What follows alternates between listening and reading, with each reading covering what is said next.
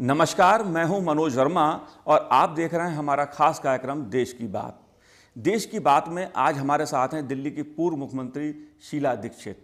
शीला दीक्षित के नेतृत्व में न केवल दिल्ली ने विकास की एक नई यात्रा तय की, शीला जी कांग्रेस की राजनीति की एक पुरानी खिलाड़ी हैं। देश की राजनीति को उन्होंने बहुत करीब से देखा है, लिहाजा उनसे आज हम बात करेंगे दिल्ली की राजनीति पर, कांग्रेस की राजनीति पर और देश में मोदी सरकार पर। शीला जी, आपका स्वागत है कार्यक्रम में।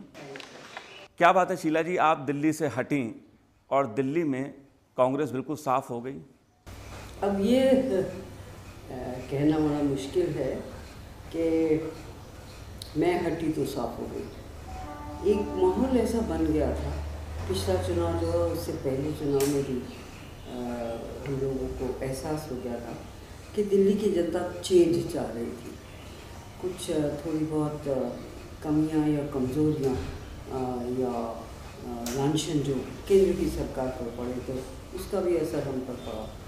लेकिन 15 साल के बाद जो मुझे एहसास हुआ वो ये हुआ कि लोग चाहते थे कि भैया विकल्प है, बीजेपी भी है, आप भी एक खड़ी हो गई है।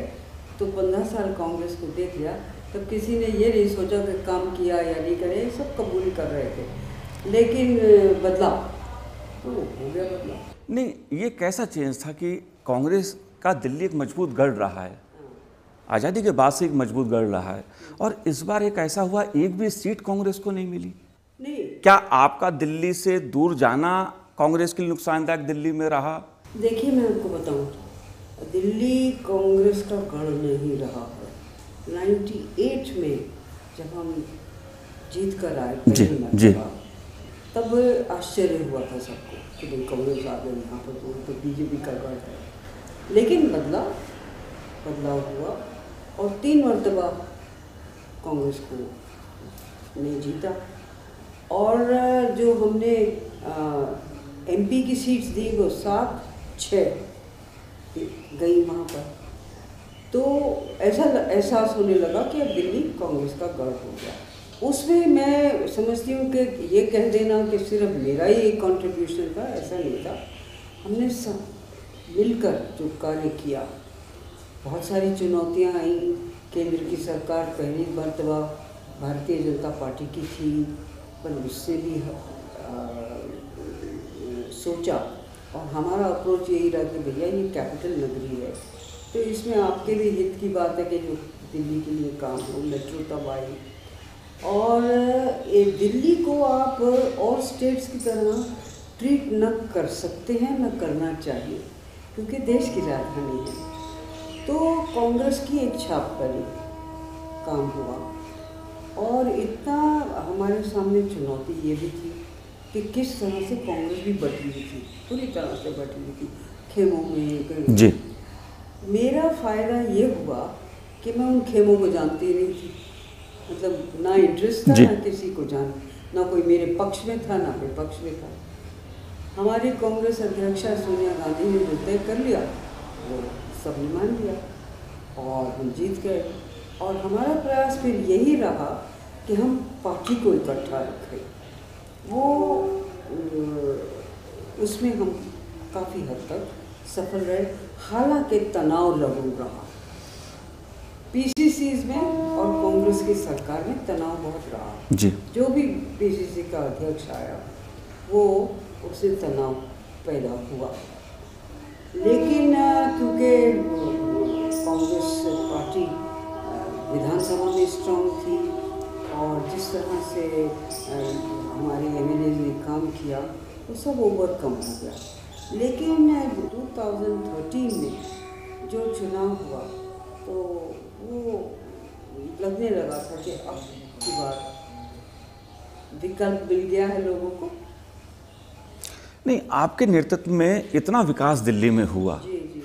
फ्लाईओवर्स बने, मेट्रो का विस्तार हुआ, तमाम विकास योजनाएं दिल्ली को मिली आपके नेतृत्व में, और साफ सुथरा शासन भी रहा दिल्ली का।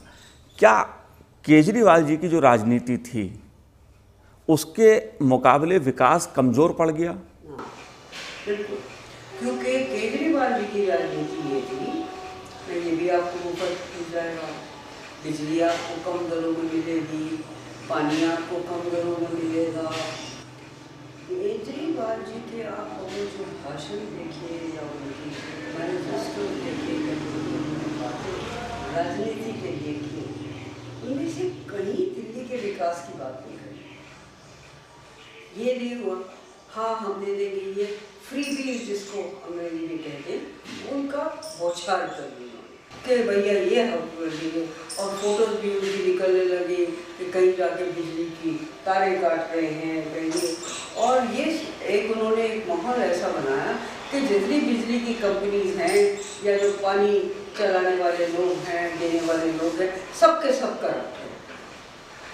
कि उन्होंने सरकार को तो करप्ट नहीं कहा, लेकिन बाकी सब चीज़ें जो थी करप्ट करी और वो भी लोगों को लुभा दी कि भैया अगर जो हम आज 50 रुपये बिजली के देते हैं और हमें सिर्फ 25 देने पड़ेंगे, या फिर हमें अच्छा फिर ट्रेडर्स के पास गए कि हम वैट कम कर देंगे, फिर गए कि हम वाईफाई इतना मुफ्त दे देंगे।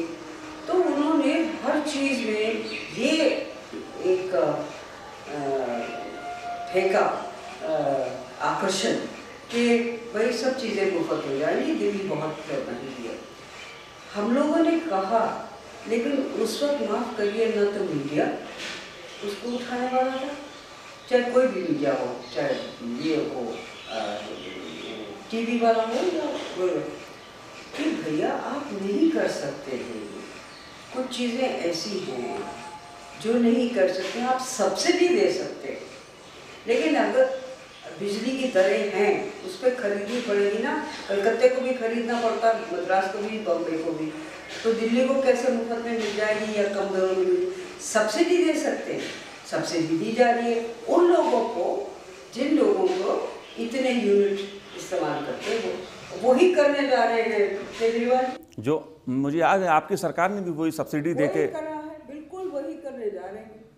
क्योंकि अच्छा फिर कहते हैं कि ये जो DRC है ये करप्ट है, और या वो कर, अरे DRC तो सबकी सुनकर तब किसी उस पर पहुँचती है, नतीजे पे पहुँचती है और कहती है कि गवर्नमेंट या जो भी चार्जेस इलेक्ट्रिसिटी के होंगे ये होंगे, हमने सुनवाई जितने में खरीद की जाती है बिजली, जितने में दी जाती है वगैरह, ये सब चीज़ें की जाती है, ओपन बुक है, पब्लिक भी बुलाई जाती है, कर वो सब वही रहे हैं। लेकिन उस वक्त एक ऐसा माहौल इन्होंने बोल बोल कर कह दिया कि जैसे लगने लगा कि पता नहीं आपको दिल्ली में तो जीवन ही में कुछ करने की जरूरत नहीं है।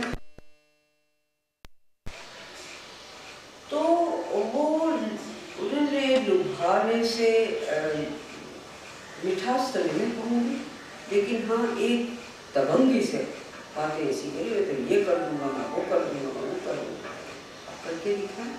एक दिल्ली को पूर्ण राज्य का दर्जा देने की जो बात है वो लंबे समय से उठती रही है, लंबी बहस इस पर होती है। आपने लंबे समय शासन यहाँ किया है, केंद्र में भी कांग्रेस की सरकार में आप रही हैं, आपने देखा भी है उसको, आपका क्या मत है? पहले आप मुख्यमंत्री के तौर पे कई बार इस पर अपना मत प्रकट कर चुकी हैं, संसद में कोशिश भी हुई है कि डिबेट भी हुई है दिल्ली के पूर्ण राज्य के मुद्दे के ऊपर, आपका मत क्या है इस पर? अब केजरीवाल जोर शोर से इस बात को भी उठा रहे हैं। नहीं देखिए, हम लोगों ने भी कही 3 कमेटी बैठी, एक 3 कमेटी मोइली कमेटी लास्ट थी, तो वो सब ने यही कहा कि पावर्स ज़रूर दिल्ली सरकार को ज़्यादा देनी चाहिए। और इस वक्त तो पावर विहीन भी तो है ना, लैंड हमारे पास नहीं है, DDA हम है नहीं, और पुलिस हमारे पास नहीं है, लॉ एंड ऑर्डर हमारे पास नहीं है, और ये 2 चीज़ें ऐसी हैं जो आपके रोज़ के जीवन पर कुछ ना कुछ असर डालती हैं। तो ये दोनों चीज़ें नहीं, हमने बहुत कोशिश करी, मिली भी, चाहे अटल बिहारी जी थे, मनमोहन सिंह जी थे, सबके पास गए, सब नहा सुनते लेकिन करते थे।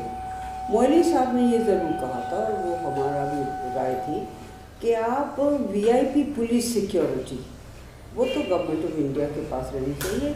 कोई स्टेट गवर्नमेंट के पास इतनी क्षमता या शक्ति नहीं होती कि वो इतने बड़े VIPs और डिप्लोमेसी रह के कर सके। तो इसकी जो इसका विभाजन करिए कि जो लॉ एंड ऑर्डर है, ट्रैफिक है और नॉर्मल लॉ एंड ऑर्डर जो किया जाता है वो दिल्ली सरकार तो दे रही है, नहीं माने। अब उसका कारण ये है कि कोई भी सरकार आसानी से अपना पावर नहीं छोड़ती है, भले ही वो उसको निभा पाए या ना निभा पाए। अब जैसे निर्भय वाला कांड हुआ था, पुलिस की जिम्मेदारी किसी हद तक थी, लेकिन उसका सारा जो गुस्सा निकला वो हम पर निकला ना, सारा गुस्सा हम पर निकला। हम लोग गए भी, क्योंकि एक आम आदमी के ऊपर ये होता है कि भाई ये तो हमने सरकार दिल्ली के लिए चुनी है, केंद्र की सरकार को कौन जाने। होम मिनिस्टर या होम सेक्रेटरी के पास तो कोई नहीं जाता, चीफ मिनिस्टर मिलते हैं उसके पास चले जाते हैं। तो ये चीज़ें जो थोड़ी बहुत हैं, एडमिनिस्ट्रेटिव चेंजेस लानी पड़ी। अब एमसीडी है फॉर इंस्टेंस, म्यूनिसपैलिटीज़ हैं, अगर जो वो बीजेपी की हो जाती हैं या अन्य उनकी होती हैं तो उन पर पैसा तो हम लोगों की तरफ से, दिल्ली सरकार की तरफ से, लेकिन उसका उपयोग हो रहा है, दुरुपयोग हो रहा है, उसमें चल रहा है नहीं, वो करते हैं। तो ये जो ये डुअलिटी है वो नुकसान दिल्ली को कर रही है। शीला जी, मुझे एक छोटा सा ब्रेक लेना है, ब्रेक के बाद मिलता हूँ।